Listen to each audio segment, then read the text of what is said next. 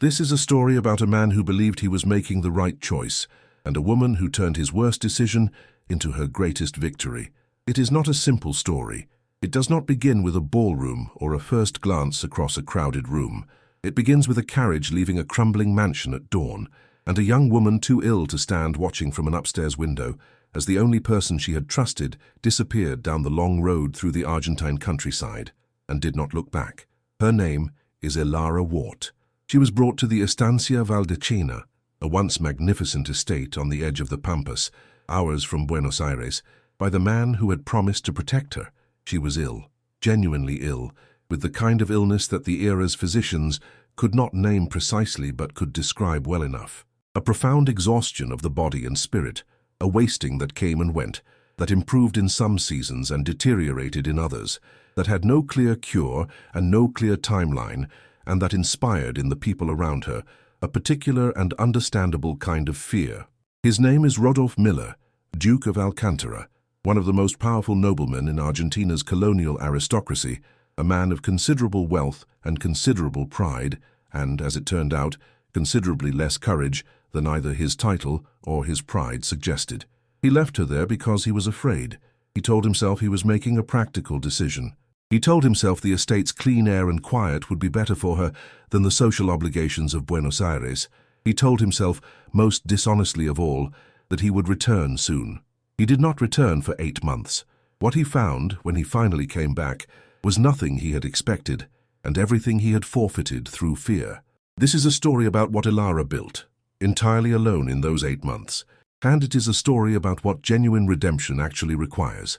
Not the easy kind, not the kind that asks forgiveness without cost, but the hard kind, the kind that requires a person to look directly at what they did and stand accountable for it, and then to prove through sustained action over time that they have become different enough to deserve a second chance. By the end of this story, you will understand something about love that the ballrooms of Buenos Aires never managed to teach, that genuine love is not preserved through perfect circumstances. It is built, slowly and honestly, through the specific courage to remain present when remaining is the most difficult possible choice. Stay with us. This is where it begins. The morning Rodolphe left the Estancia Valdecina, the Argentine sun was already climbing over the flat horizon of the Pampas, turning the dry grass gold and the sky a particular shade of pale blue that existed only in this part of the world, in this specific hour before the day's heat became serious. He did not go to her room before leaving. He had told himself the night before that he would. He had told himself he would explain calmly and with the genuine compassion he believed himself capable of why this arrangement was the most sensible available course. The estate's air was better for her lungs. The servants were capable and loyal. Dr. Vargas from the nearest town would come weekly. There was no reason, no practical reason why she could not recover here as well or better than anywhere else. He had stood outside her door at 5 in the morning and had not knocked. He had walked down the stairs and out the front entrance and gotten into the carriage and not looked back at the window where, had he looked, he would have seen her. Ailing Wart had been watching from the moment she heard his boots on the stairs. She had been awake since 3, which was usual now. The illness had disrupted her sleep in ways she could not always predict, and she had heard, with the specific clarity of someone who has been listening to a house's sounds long enough to understand what each one means, the difference between the boots of someone moving through the house for ordinary reasons and the boots of someone who has already made a decision. She had not cried. She had watched the carriage until the road curved around the line of ancient ombu trees and took it from view, and then she had stood at the window for some time longer, looking at the empty road, and she had said nothing and shown nothing because there was, in that moment, no one to say it to or show it. She had known as she watched the carriage disappear that she had 2 choices available to her. She could collapse into the full weight of what had just happened, and it deserved collapse, it was genuinely devastating. Or she could get up in the morning and begin with whatever the morning offered.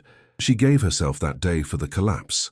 She sat in the upstairs room for most of it, watching the empty road and the enormous sky, and the flat grass of the Pampas extending to the horizon in every direction, and she felt all of it, the betrayal, the fear, the specific particular grief of someone who has trusted a person entirely, and discovered that the trust was not adequately reciprocated.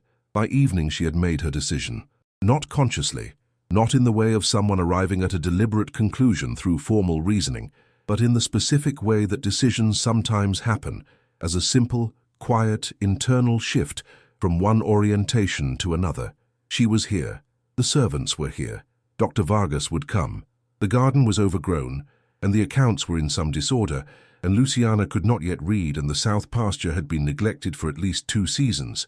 There was, in other words, considerable work available. She would do the work. The servants, 6 of them loyal to the Valdecena estate rather than to Rodolphe specifically, had been informed that the Duke would be returning to Buenos Aires for a period and that Señorita Ilara was to be cared for in his absence.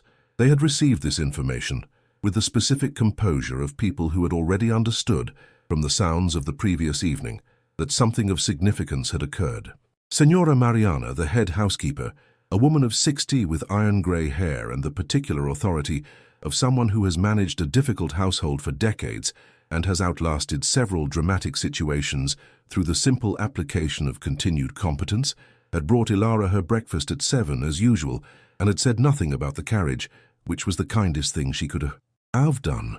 "The jasmine is coming in along the south wall," she said, setting the tray. "I thought you might like to sit in the garden this morning if the air is not too sharp." "I would like that," Ilara said. "I will have Pedro bring the chair," Señora Mariana said, and that was all. Ilara ate her breakfast. She looked at the jasmine from the window. She thought, with the deliberate practicality she had been applying to herself since the illness began, about what the next week required, and the week after that. She had learned, across months of managing her own body's unpredictability, that the surest way to survive a difficult present was to organize it into manageable pieces, not the whole future, just the next small portion. The jasmine, she noticed, was very beautiful. Buenos Aires received him with the particular warmth that powerful men generally receive when they return after an absence. Invitations, obligations, the business of being the Duke of Alcantara resumed in full the moment his carriage crossed the city's edge. He was grateful for it. He was not accustomed to examining his own gratitude too closely, but if he had, he would have recognized that the specific relief he felt at being surrounded by the ordinary machinery of his social obligations was the relief of someone who has replaced genuine feeling with sufficient activity, that genuine feeling cannot find adequate space to surface. He told the people who asked that Ilara was recuperating at the estate. He said it with the smooth composure that his position had given him for managing any situation that required a simple, socially adequate explanation. Recuperating. Yes, the country air. The physicians had recommended it. No, he did not know when she would return. He told himself, on the nights when he lay awake with the specific alertness of a man whose conscience is making itself inconvenient, that he had done what was necessary. He told himself that an ill woman in Buenos Aires's social circuit would have faced demands she could not meet and speculation she did not deserve.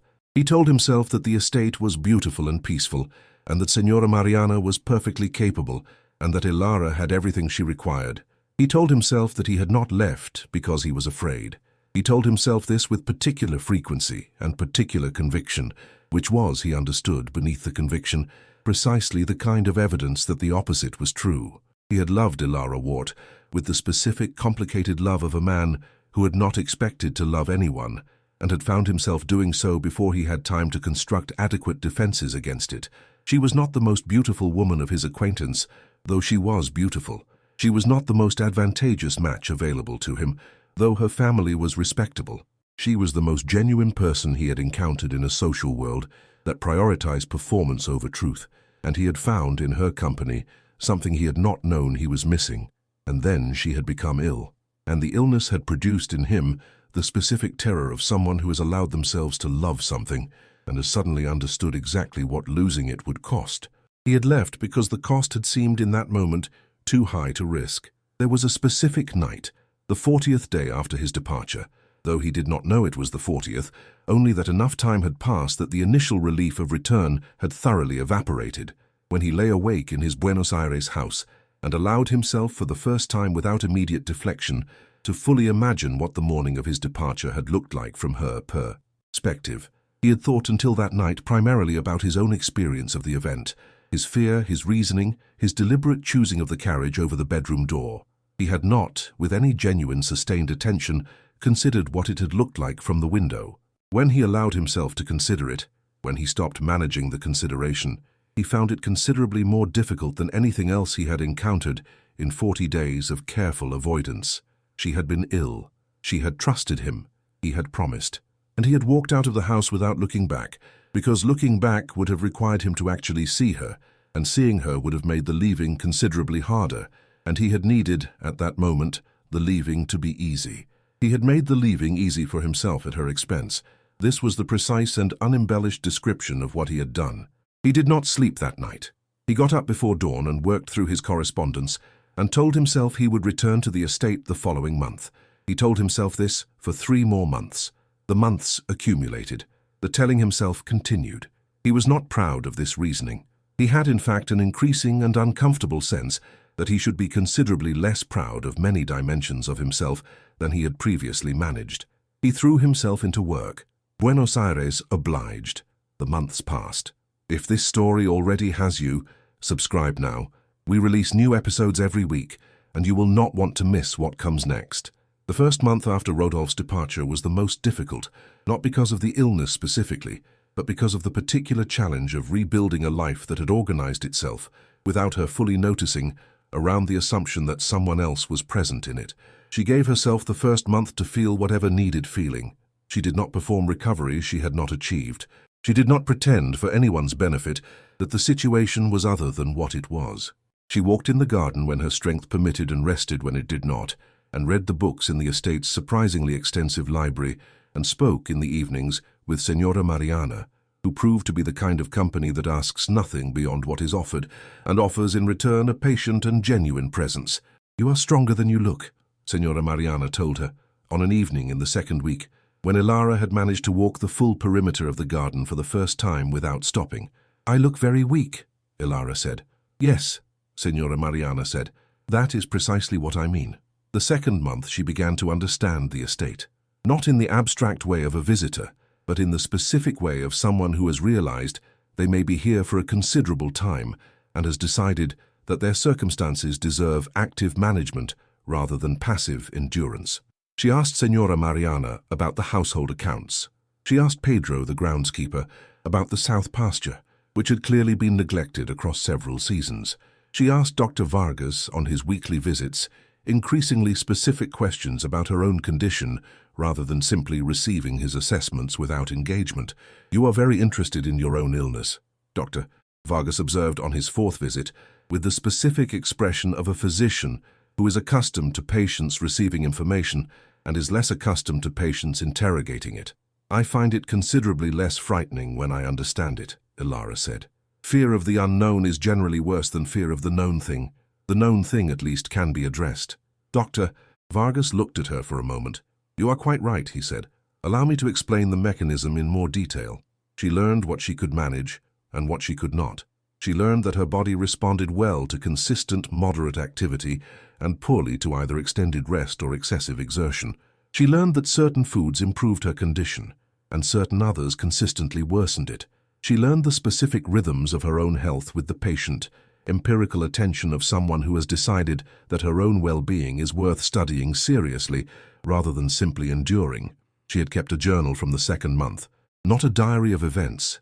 She had kept one of those briefly and had found it a less useful tool for the purpose it was meant to serve than she had expected.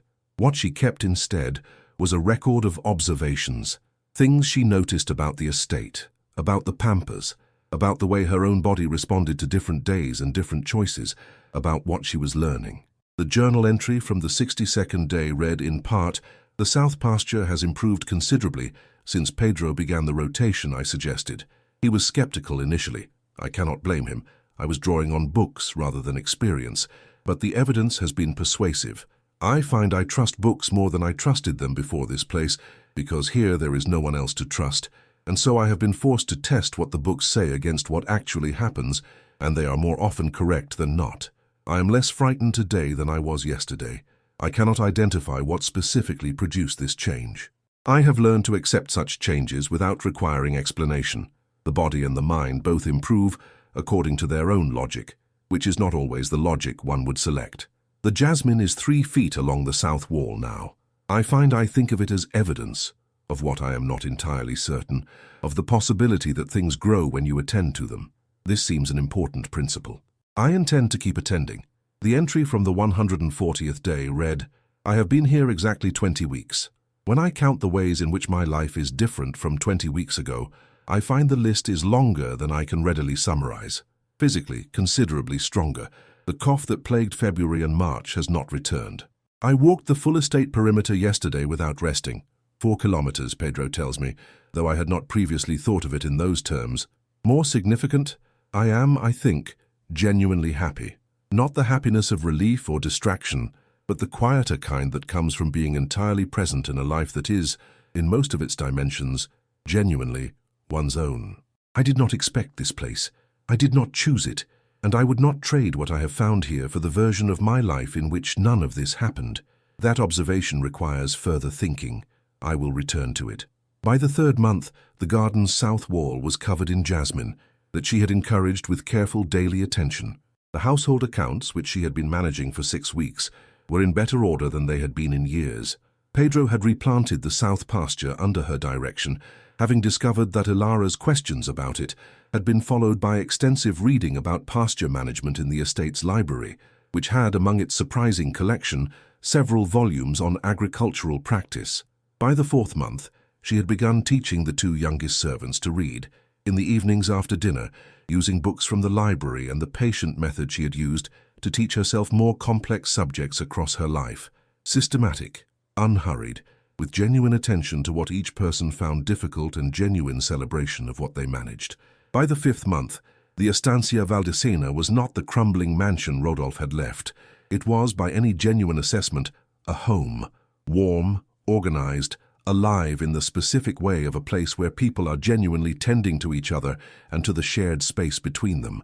Ilara stood in the garden one evening as the pampas sun went down in its spectacular way, the sky turning the particular colors that European paintings never quite captured correctly, orange into rose into the deep Argentine violet of early night, and felt with considerable surprise something she had not expected to feel in this place. Peace. Genuine, complete, self-generated peace. She had not required Rodolphe's return to produce it. She had not required anyone's return. She had built this herself.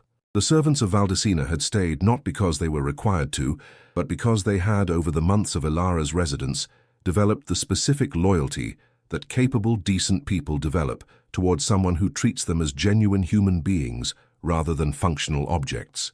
Senora Mariana had been the first to shift from professional courtesy to genuine affection, in the particular gradual way of someone who does not give affection easily and therefore gives it with considerable weight when she gives it.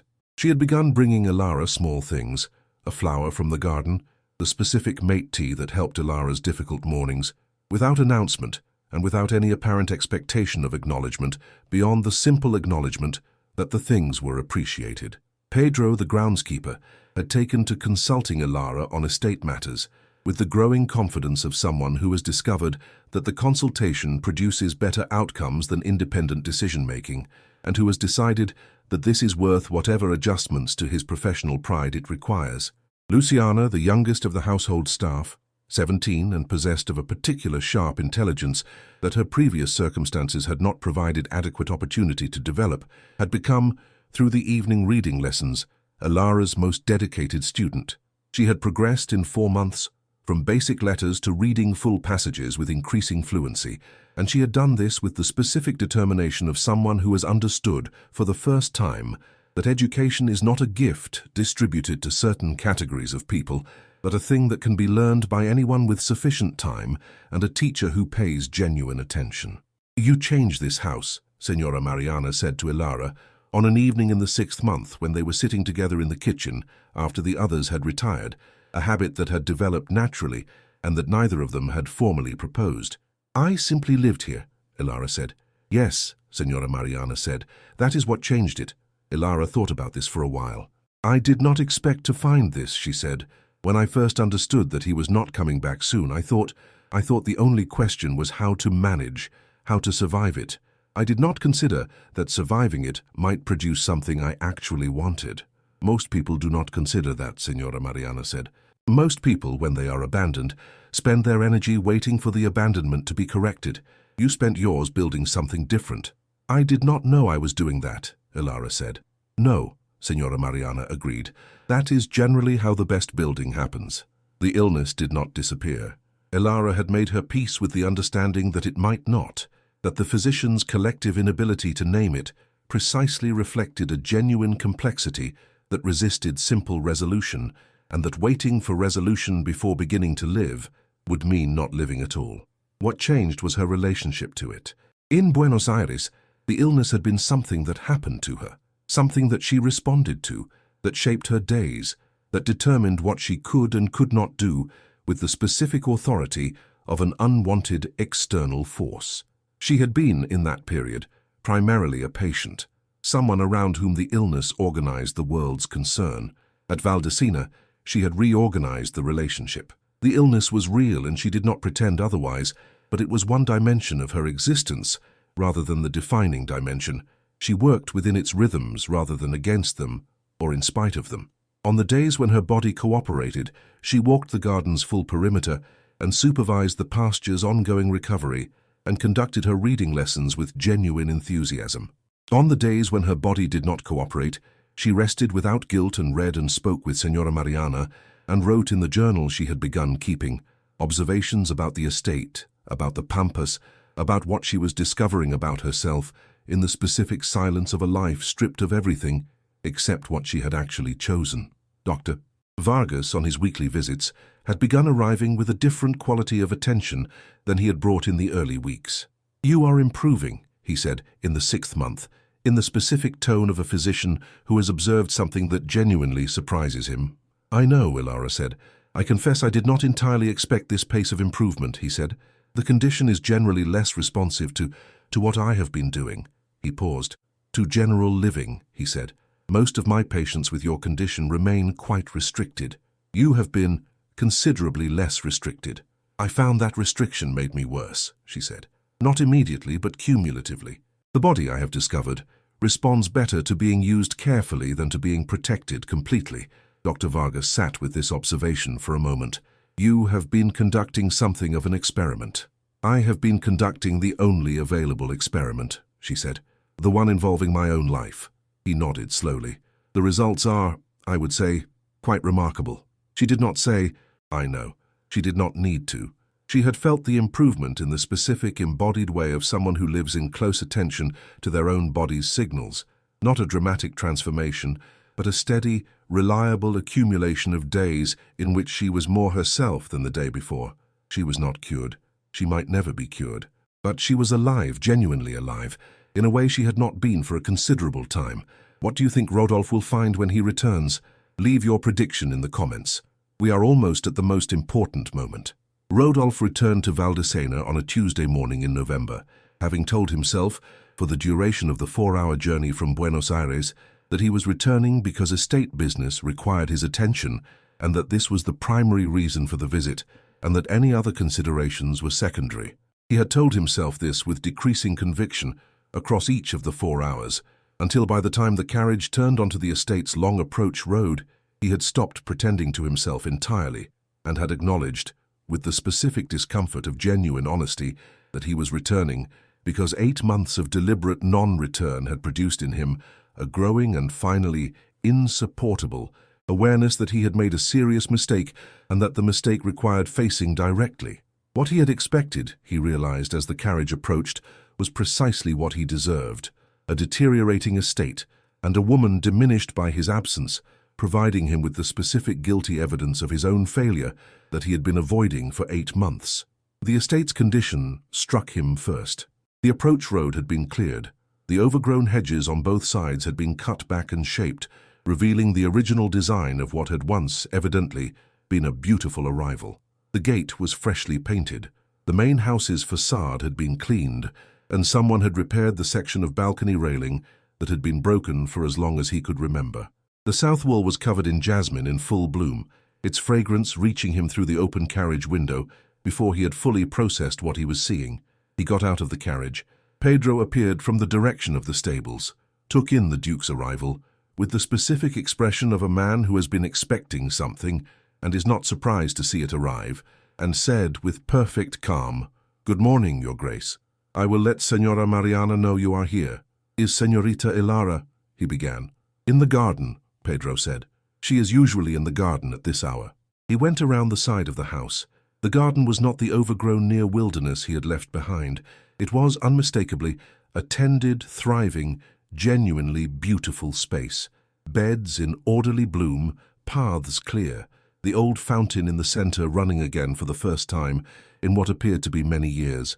Ilara was kneeling beside a bed of late-season roses, her sleeves rolled to the elbow, working with the focused attention of someone engaged in a task they find genuinely satisfying. She was not pale. She was not gaunt. She was not the woman he had left in an upstairs room 8 months ago, watching him go with an expression he had spent 8 months not quite allowing himself to remember clearly. She looked up. She registered his presence without any of the dramatic responses he might have expected, without tears, without anger, without the performance of either. She simply looked at him with the specific, steady grey of her eyes, and then she returned her attention to the roses. "Good morning," she said. "Good morning," he said, and could not, for a moment, find any additional words.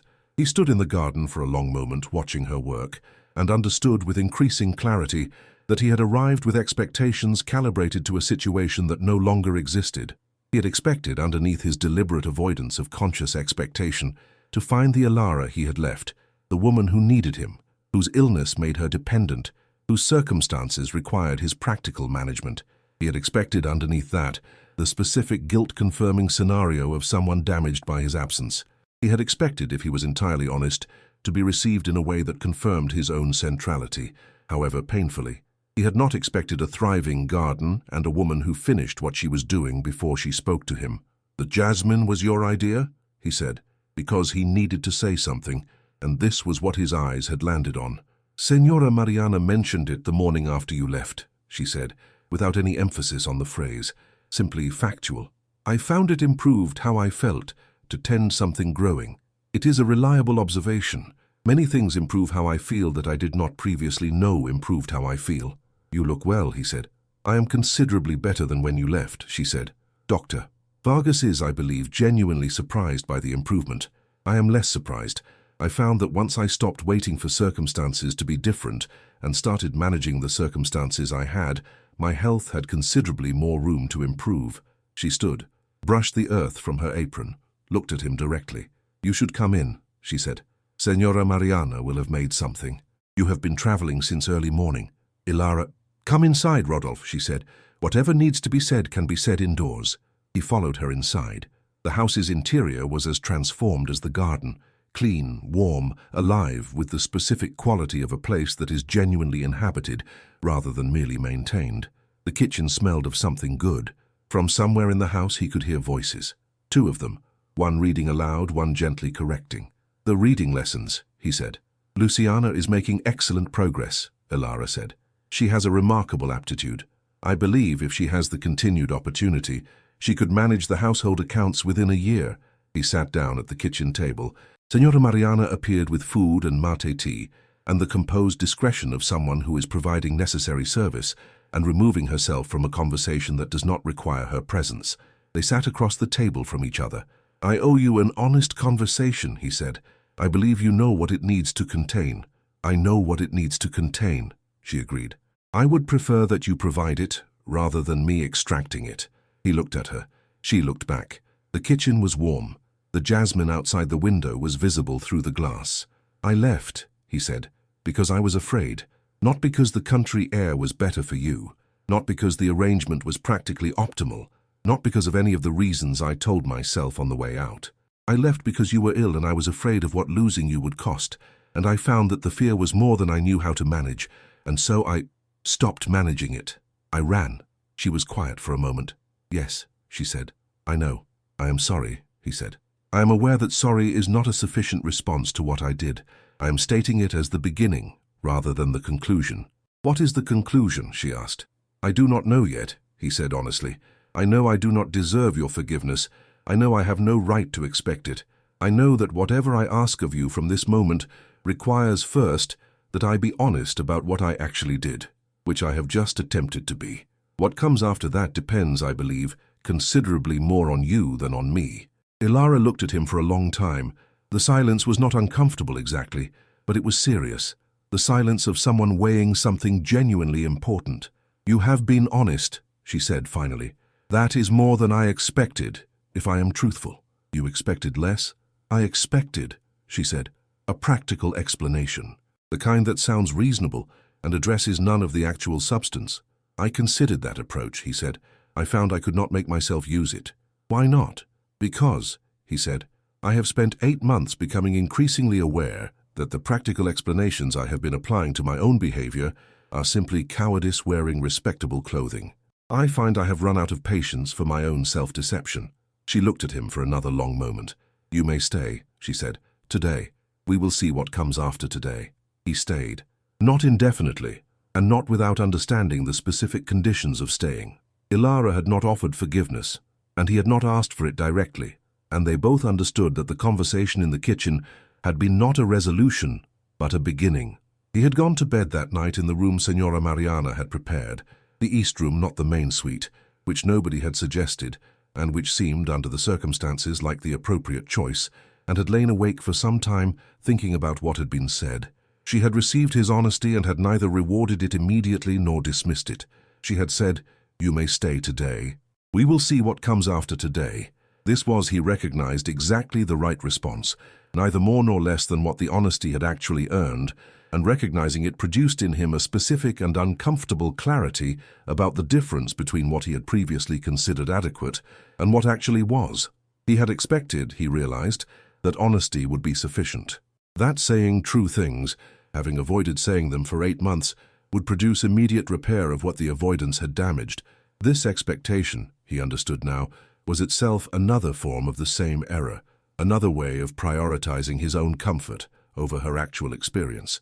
He had wanted to confess so that he could be forgiven and move forward. She had received his confession and had said, "Not yet. Demonstrate." He had not demonstrated anything yet. He had simply stopped deceiving himself about what he had done. That was necessary, but not sufficient. The difference between necessary and sufficient was, he was beginning to understand, where genuine change actually lived.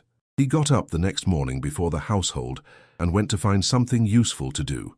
He spent the first week doing something he had not done since childhood, simply being present in a place without any agenda for what the being present was supposed to produce.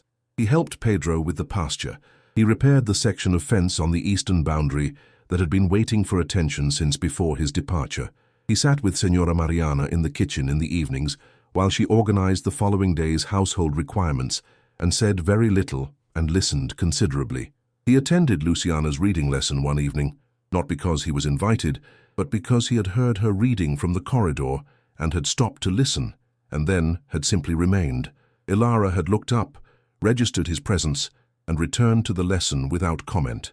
He had sat in the corner and listened to Luciana read a passage from one of the estate library's natural history volumes, stumbling occasionally, corrected gently and specifically by Ilara, and had understood something, watching this, about what genuine teaching required.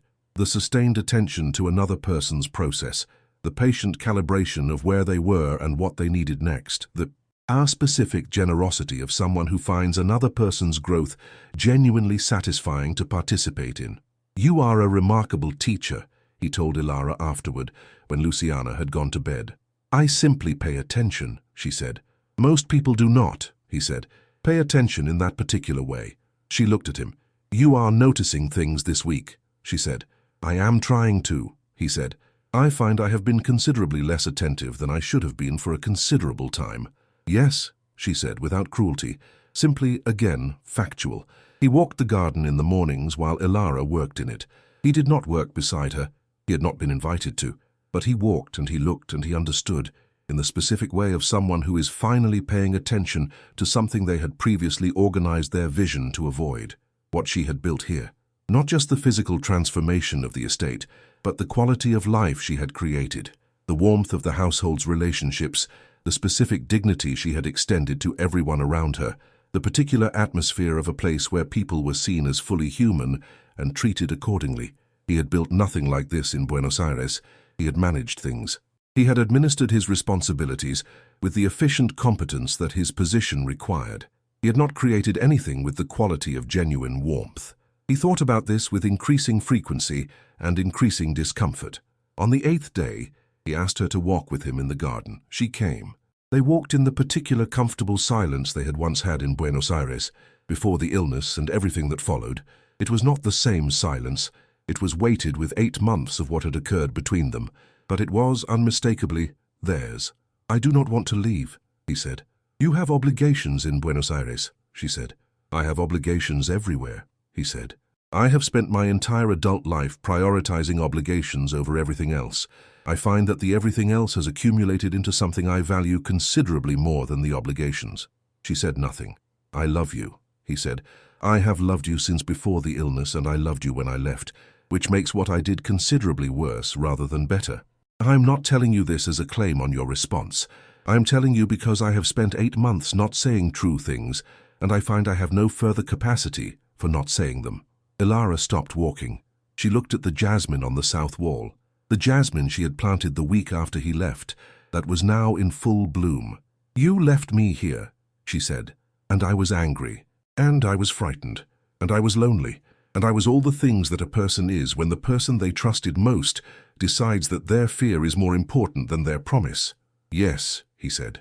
"And then," she said, "I stopped being those things because the estate required my attention, and the garden required my attention, and Luciana required my attention, and I discovered gradually that I had been so occupied with what I had lost that I had not noticed what I still had and what I was capable of building."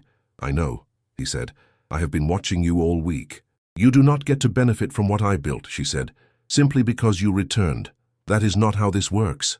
"I understand," he said. "What you get," she said slowly, and with the specific deliberation of someone choosing words very carefully, "is the opportunity to demonstrate, over a sustained period and through consistent action rather than declarations, that you have understood what you did and that you have become genuinely different. What you do not get is guaranteed forgiveness at the end of that period. That depends on what you actually demonstrate." He looked at her. "That is entirely fair," he said. "Yes," she said. "It is." She began walking again. He fell into step beside her. The garden was very quiet around them, in the particular way of the Pampas evenings, not silent but deeply, genuinely still. "I will stay as long as you allow me to," he said, "and I will return as often as you permit, if you send me away, and I will attend to what you need rather than what I need, which I understand is not what I have done previously, and which I intend to demonstrate rather than simply promise." "Good," she said. "That is the correct answer." The jasmine was fragrant in the evening air. Somewhere in the dark beyond the garden wall, the Pampas made its own vast, quiet sounds. He wrote to Buenos Aires and renegotiated his immediate obligations. He did not cancel them. There were responsibilities that genuinely required his attention, but he organized them with the specific intention of spending as much time as possible at Valdecena without abandoning what could not be abandoned. He was at Valdecena 3 days of every week for 4 months. On the days he was in Buenos Aires, he wrote, not the efficient, practical letters his correspondence generally consisted of, but genuine letters, specific, personal, containing real thoughts rather than social adequacy. He described what he observed. He asked questions about the estate and the garden and Luciana's progress and Dr. Vargas's assessments. He told her on one occasion what he had been thinking about her teaching and what it had made him understand about his own approach to most things, and why that understanding was uncomfortable and why he found it valuable despite the discomfort. She wrote back. Her letters were direct and specific, as everything about her was direct and specific. She described what was happening at the estate, responded to his questions with genuine information, and occasionally offered an observation about something he had said that indicated she had read his letters with the same quality of attention she brought to everything else. He fixed the east fence entirely, over the course of several visits, working alongside Pedro in the specific companionable silence of people doing physical work together. He organized the repair of the estate's roof, which had been leaking in the northeastern corner since before his initial departure. He planted 3 orange trees along the north wall because Ilara had mentioned in passing that she liked oranges and found the sight of orange trees in fruit one of the most specifically beautiful things the Argentine countryside produced. He did not announce these things. He did not frame them as evidence of change or as claims on her appreciation. He simply did them, with the quiet consistency of someone who has decided that sustained action over time is the only available demonstration worth making. Senora Mariana observed all of this with her usual composed attention and said nothing to anyone, and brought him mate tea in the mornings when he was present, and in this way communicated, without saying it directly, that he was making an adequate accounting of himself, which from Senora Mariana was the equivalent of high praise. She had not decided quickly. She had decided, in fact, with the specific patience of someone who has learned, through the particular school of being entirely alone with her own judgment for 8 months, that her decisions deserve the time they require, and that rushing them in response to other people's urgency is simply another form of organizing her life around other people's comfort rather than her own genuine assessment. As she had watched him for 4 months, she had read his letters with care, she had noticed what he did without announcement and what he said without expectation, and the specific quality of how he was present at Valdecina. Genuinely present, not performing presence, not managing the situation, simply there. She had also sat with the injury. She had not pretended to herself or anyone that the injury had been repaired by the demonstrating. Injuries of that kind did not repair themselves through good behavior. They healed slowly, with genuine care, in the same way her own physical recovery had proceeded, not through a single decisive improvement, but through the sustained, unremarkable accumulation of days that were slightly better than the previous ones. She had kept the journal throughout. On the evening before she told him her decision, she read back through the entries from the past 4 months, the ones that documented his visits, his actions, her own responses to both, with the same empirical attention she had brought to her own health data, looking for the pattern rather than the single data point. The pattern was clear. The pattern had been clear for some time. She had simply been giving herself the full time to be certain. She found him in the garden in the evening, where he had been cutting back the section of overgrowth near the east wall that she had been meaning to address and had not yet gotten to. He had not asked permission. He had simply observed that it needed doing and had gotten tools from the shed and begun. "Rodolphe," she said. He stopped, set down the shears, turned. "I forgive you," she said, "not because the injury was minor or because what you did was acceptable or because your subsequent behavior has erased what happened. I forgive you because I have watched you for 4 months demonstrate, consistently and without announcement, that you have understood what you did and that you are genuinely different, and because I believe, after 4 months of careful observation, which is the only standard of evidence I am willing to accept, that you mean what you have been showing rather than what you occasionally say." He was very still. "I also love you," she said. "I have loved you since before the illness as well, which is why the leaving cost as much as it did. I am telling you this not as a promise of any specific future arrangement, but as a true statement of what is accurate. What comes next, I believe we should discuss rather than assume." He crossed the garden toward her. He stopped when he was close enough that stopping was a choice rather than a limit. "What would you like to come next?" he asked. "I would like," she said, "to stay at Valdecina. I find I have become genuinely attached to this place in a way I did not expect when I arrived here, and I am not willing to leave it simply because circumstances have changed. I would like you to be here as often as your obligations genuinely permit, and I would like the visits to be actual visits, rather than managed appearances." "Yes," he said. "And I would like," she said, "if you are willing, for us to determine together what the future contains, rather than having it determined by what either of us assumes the other expects. I have spent considerable time building a life here that is genuinely mine. I am not willing to surrender that even for you. I am willing to build something alongside it, if you are willing to do the same." "I am willing," he said, entirely and without reservation.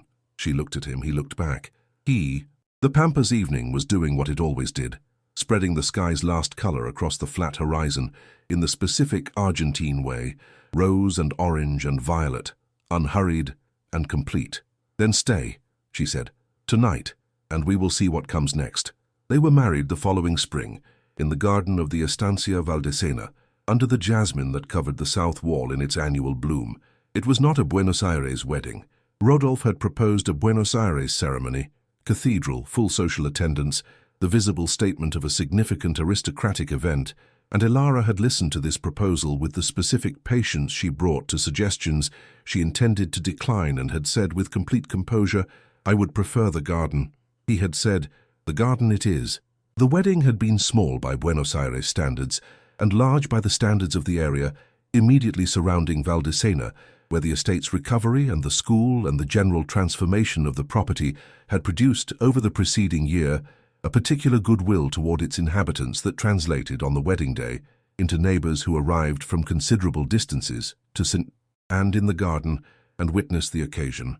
Rodolphe had looked at the assembled company, The estate staff, the doctor, the neighbors, the 43 students who had come with their families and had understood something that Buenos Aires had never quite managed to teach him, that the respect worth having was not the respect of people who acknowledged your title, but the respect of people who had watched what you actually did and found it worth acknowledging. He had not earned this gathering. Ilara had. He was, on this particular occasion, simply present in something she had built, which was, as he had come to understand in the preceding months, exactly the right way to describe his current position in her life, and the reason he intended to keep it. Senora Mariana stood in the front row, and did not attempt to conceal the specific expression of someone witnessing an outcome they correctly predicted considerably in advance. Luciana read a passage aloud, from the natural history volume she had first practiced on in the reading lessons, with a fluency that made Ilara's eyes bright, because the reading itself was the demonstration of something that mattered to her considerably more than the social significance of anyone in attendance. Pedro had planted additional orange trees along the north wall in the weeks before the ceremony, so that the combined fragrance of jasmine and orange blossom filled the garden in a way that several of the guests described afterward as the most beautiful thing they had ever smelled. Dr. Vargas attended at Ilara's specific invitation and stood near the back with the expression of a physician who has witnessed a recovery he did not entirely predict and who finds, in the witnessing, a specific and genuine satisfaction. 3 years later, the Estancia Valdequena was known in the area surrounding it primarily for two things: the remarkable state of its gardens, which Ilara and Pedro had continued developing with the same patient, empirical care that had characterized the original restoration, and the school. The school had begun as the reading lessons. It had expanded naturally and without particular announcement as Luciana's literacy opened doors that had previously been closed. She had taught her mother, who had taught her sister, who had mentioned it to neighbors who had children who had not yet had adequate opportunity to learn. Ilara had responded to the expansion with the same practical attention she brought to everything. She organized it. She found space in the estate's unused east wing. She acquired the necessary materials. She wrote to Buenos Aires contacts, who had connections to educational resources, using Rodolf's name when it was useful, and her own judgment when his name was not the relevant tool. The school had by the third year 43 students. She had not announced the school.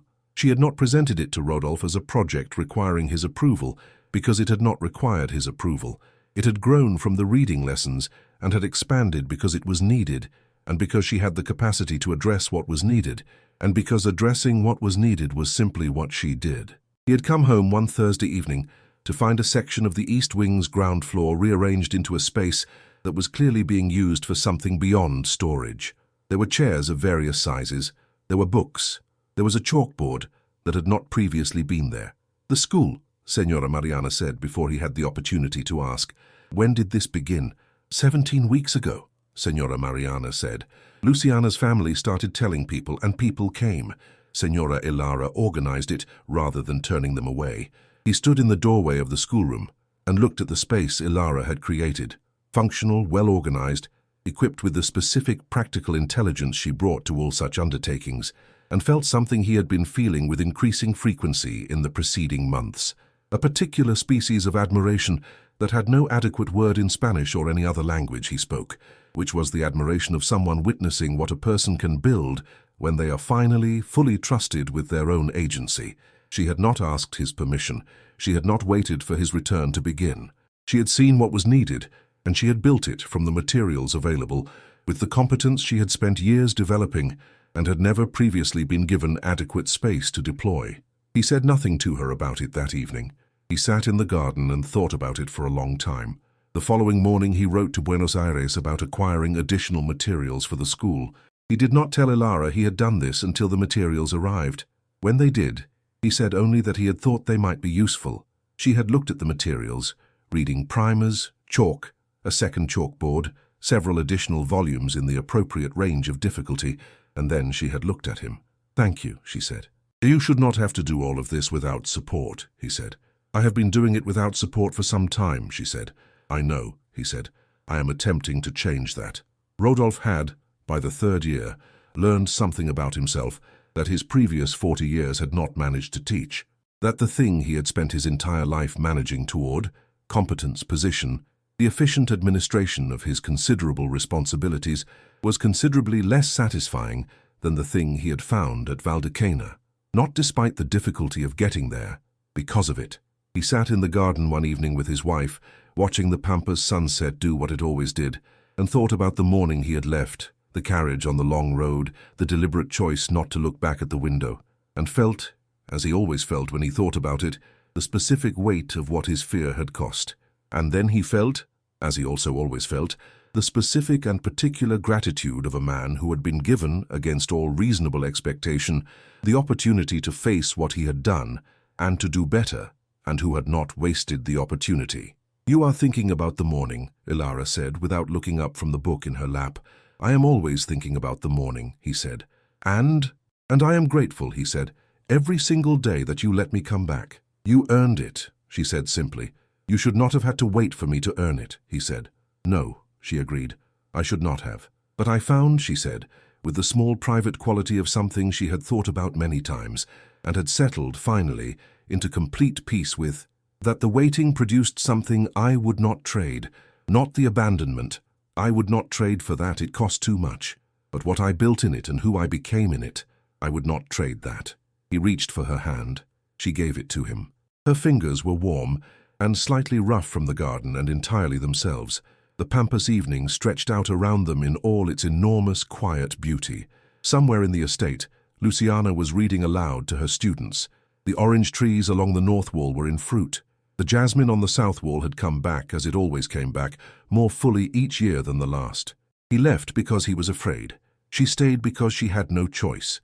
And in the space between his fear and her survival, a woman discovered that the life she had been given without her consent could become, through her own sustained courage and attention, the life she would have chosen.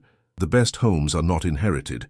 They are built, slowly, carefully, with whatever materials are available, by the people brave enough to build them. And sometimes, when you have built something genuinely beautiful, the right person returns to find it. The question is never whether they deserve what they find. The question is whether they have the courage to earn it. If this story moved you, share it with someone who needs to hear it today. Tell us, have you ever built something beautiful from a situation you did not choose? Subscribe for more stories of love, courage, and the quiet power of building your own home.